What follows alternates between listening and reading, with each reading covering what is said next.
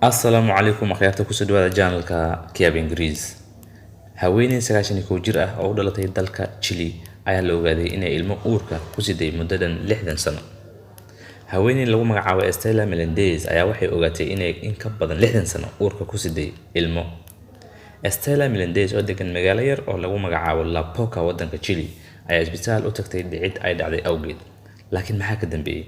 Dhakhtarkii markuu raajo saaray kadib ayaa waxa uu ku wargeliyay inay caloosheeda buro ku taalo taasoo ay filaysay markii horeba. Si kastaba, raajo labaad oo la saaray ayaa caddaysay inuu yahay uurjiif ku dhex dhegxoobay uurkeeda ee aysan ahayn buro. Ciladan ama xaaladan waxaa afka qalaad lagu dhahaa lithopedian, litho oo dhagax ah iyo pedian oo cunug ah ama stone baby. Waxayna dhacdaa ciladan marka ilmaha ay galaan ilmo galeenka meel ka baxsan. Ciladan aad ay u adag tahay in waxa keeno ama xalkeeda la ogaado. Waxaana lagu qiyaasaa boqolkii haween oo uur ahba hal ama labo in laga helo. Waxaa kaloo xusid mudan in hooyooyinka 20% dunida dhan iyo uurjiifyada 90% ay u geeriyoodaan xaaladan.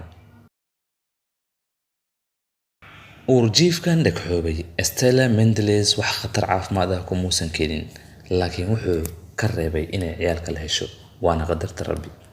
Haweeneydan ayaa waxay sheegtay in ay weligeed xaqiiqsan inay tahay uur.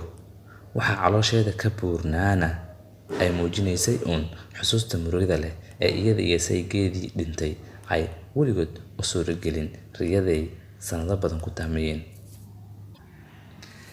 Dhakhaatiirtii waxay markii hore aad uga fikireen inay qalliin ku sameeyaan si ay u soo bixiyaan uurjiifkan dhegxoobay, laakiin ugu dambeyn waxay go'aansadeen inay joojiyaan qalliinka iyagoo da'da haweeneydan awgeed u joojiyay.